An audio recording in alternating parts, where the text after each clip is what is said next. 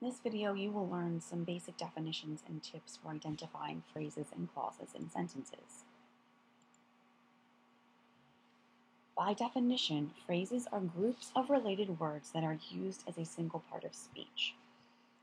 What this means is that you will have two or more words that work together to be one of the 8 parts of speech. One of the most common phrases that we see are verb phrases. So in the sentence, I was shopping on Saturday. Was shopping, those two words together make up the verb phrase of the sentence, the verb of the sentence. An important distinction between phrases and clauses, which we'll discuss in a few moments, is that phrases do not contain both the verb and its subject. In fact, many phrases will have neither a verb nor a subject. Here's an overview of some of the most common types of phrases. Probably the most popular type of phrase, except for the verb phrase, is the prepositional phrase. This includes a preposition, the object of the preposition, and any modifiers of that object. Prepositional phrases function as adjectives and adverbs. So here are a couple of examples. My dog hides under the table during thunderstorms. In this sentence, the prepositional phrase under the table tells us where she hides, so it's an adverb phrase, and during thunderstorms tells us when she hides, so it's also an adverb phrase.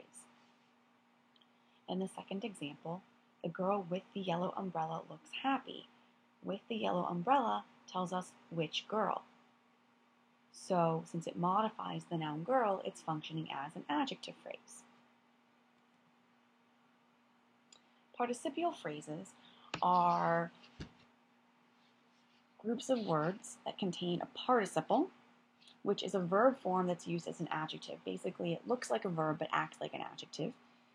And the participial phrase will include the participle as well as any modifiers and complements of it. So here are a couple of examples.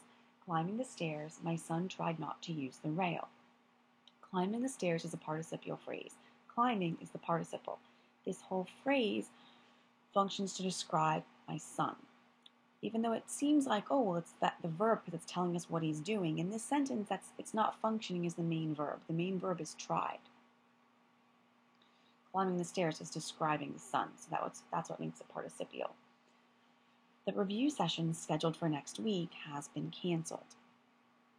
In this sentence, scheduled for next week is a participial phrase, with scheduled being the participle. It describes session, which is a noun, so that makes this entire phrase an adjective. The gerund phrase contains a gerund.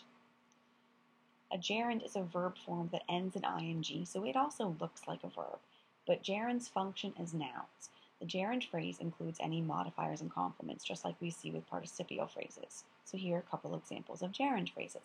Listening to your teacher is a good idea. Listening is the gerund. To your teacher is a prep phrase that modifies listening, so it's part of the entire gerund phrase. She enjoys running through the woods. Similarly, running is a gerund. Through the woods tells us more about the gerund running, so the entire gerund phrase is running through the woods.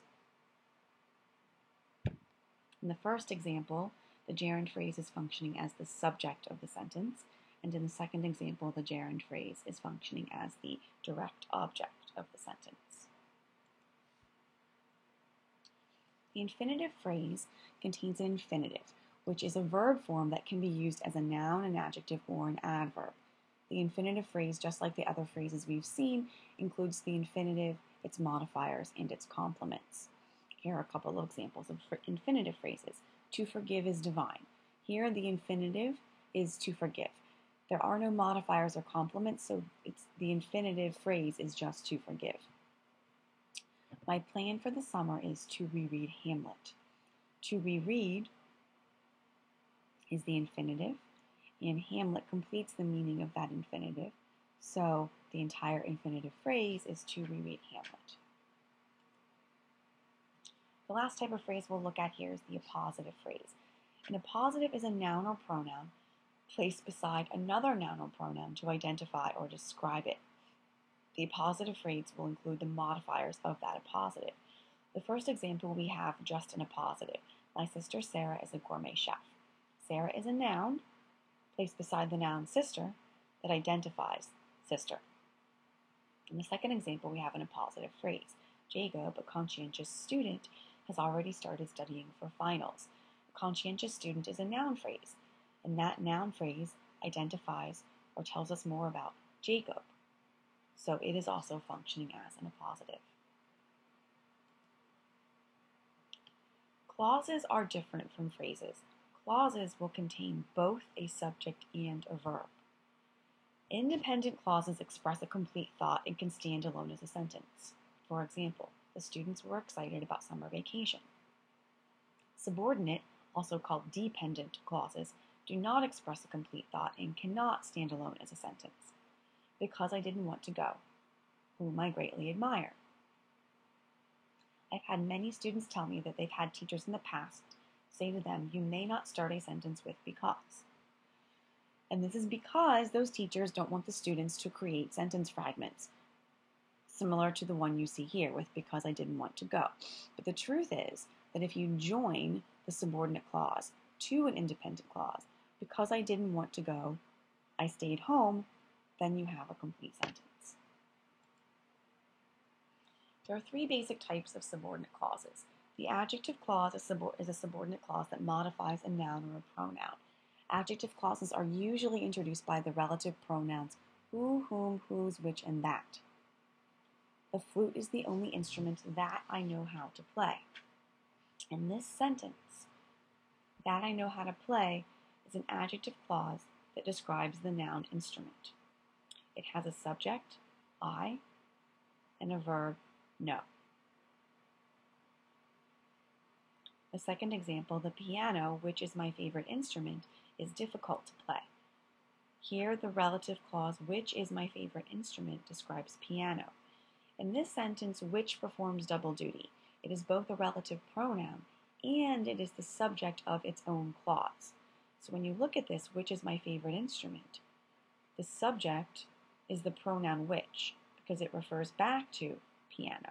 And the verb of this clause is. An adverb clause is a subordinate clause that modifies a verb, an adjective, or an adverb. So it does whatever adverbs do. Before you drink that milk, make sure it is not expired. Before you drink that milk is an adverb clause. Before is a subordinating conjunction. It tells us, this entire clause tells us when we're making sure. He overslept because he did not hear his alarm. Because he did not hear his alarm is the subordinate clause. Because is the subordinating conjunction.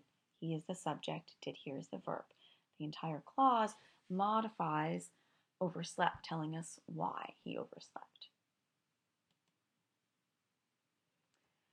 Adverb clauses are going to be introduced by subordinating conjunctions. These are words that show the relationship between the adverb clause and the word or words the clause modifies. It's definitely worth becoming familiar with these subordinating conjunctions so that when you're looking at a sentence, you see one of these words, chances are you've got a sentence that contains a subordinate clause. Just note that several of these words can also be prepositions. So you want to be really careful to look at the group of words in front of you and determine whether or not these words are introducing clauses that have subjects and verbs or prep phrases that are only going to have objects of prepositions.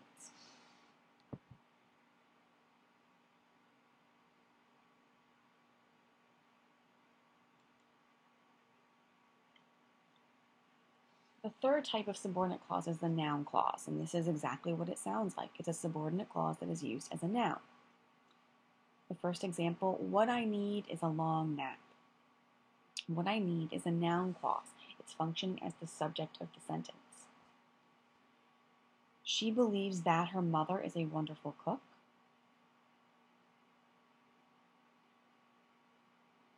This entire clause is functioning as a direct object.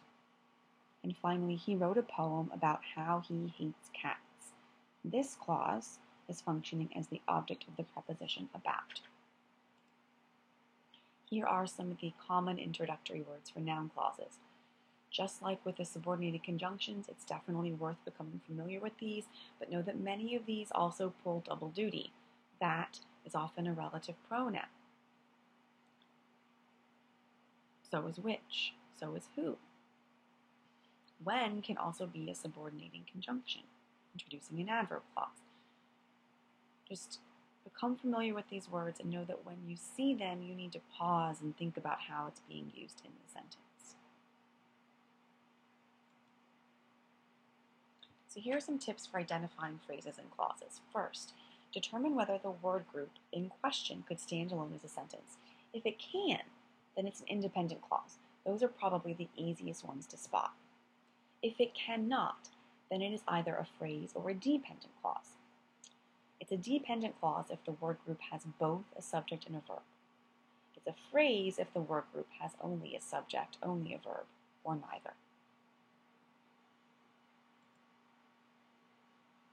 So here's a chance to practice what you've just learned. Determine whether the underlined portion of the following sentences is a phrase, independent clause, or dependent, aka subordinate clause.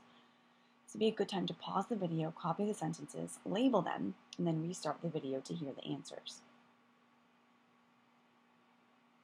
Number 1.